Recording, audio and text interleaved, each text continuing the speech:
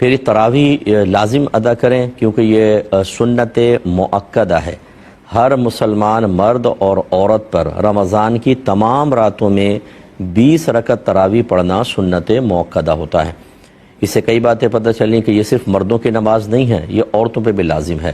دوسرا، یہ رمضان کی تمام راتوں میں پڑھنی ہے، لہذا اگر آپ نے 10 روزہ تراویح پڑھ لی، 15 روزہ پڑھ لی تو یہ باقی دنوں میں معاف نہیں ہو جاتی۔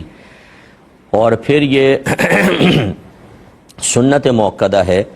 سنت مؤکدہ اس عبادت کو کہتے ہیں کہ جس کو 1-2 بار چھوڑا تو آپ گناہگار ہوں گے، اور 1-2 بار چھوڑا تو برا کیا اور چھوڑنے کی عادت بنائیں گے تو گناہگار ہوں گے، اور اس کا ارتکاب، اس کا کرنا باعث ثواب ہوتا ہے۔ ہاں، اسے جماعت سے ادا کرنا سنت مؤکدہ علی الکفایہ ہے، یعنی اگر محلے میں سے چند لوگوں نے بھی جماعت قائم کر لی تو باقی بری الذمہ ہوتے ہیں، وہ نہیں بھی آئیں تو گناہگار نہیں ہیں۔ لیکن یہ کوئی ترغیبی کلام نہیں ہے، صرف شرع حکم کا بیان مقصود ہے، لہذا مسجد میں آئیں اور تراویح باقاعدہ ادا کریں۔ تراویح کے اندر ایک قرآن ختم کرنا یہ بھی سنت ہوتا ہے، یعنی جہاں امام باقاعدہ مقرر ہے، مقتدی ہیں، تو ایک قرآن ختم ہونا چاہیے۔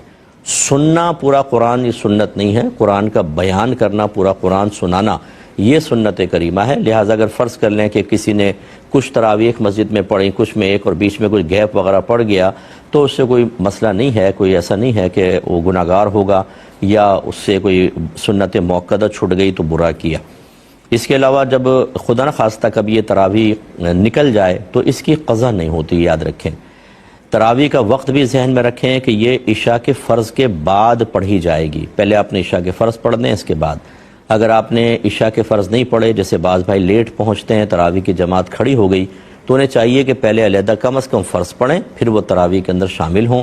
اور اگر ایسا نہیں کیا، ڈائریکٹ تراویح میں شامل ہو گئے تو یہ تراویح نہیں ہوگی، یہ نفل نماز ہو جائے گی، ٹھیک ہے نا، اور تراویح دوبارہ پڑھنی پڑے گی۔ اس لیے اگر فرض نہیں پڑھے ہیں تو پہلے فرض پڑھ کے پھر شامل جماعت تراویح ہوں۔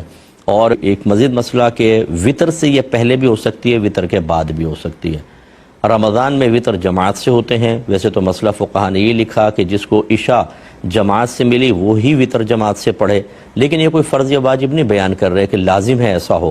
اب بہتر یہ ہے، اور اس پر فتوے بھی ہیں، مرتب کیے گئے ہیں، اس میں بھی فقہا کہ بہتر یہی ہے کہ آپ نے عشاء چاہے جماعت سے نہ پڑھی ہو، لیکن وطر اگر جماعت کھڑی ہے تو آپ اس میں ضرور شامل ہو جائیں۔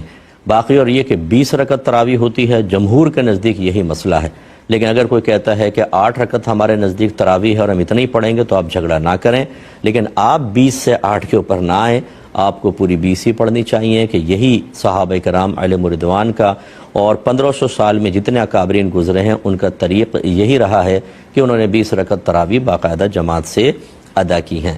ویڈیو دیکھنے کا شکریہ۔ اگر آپ چینل پر نئے ہیں تو سبسکرائب کر لیں، اور ساتھ ہی ساتھ بیل آئیکن پر بھی کلک کر دیں تاکہ یوٹیوب ہماری ہر ویڈیو کا نوٹیفیکیشن سب سے پہلے آپ کو بھیج دے۔ جزاک اللہ۔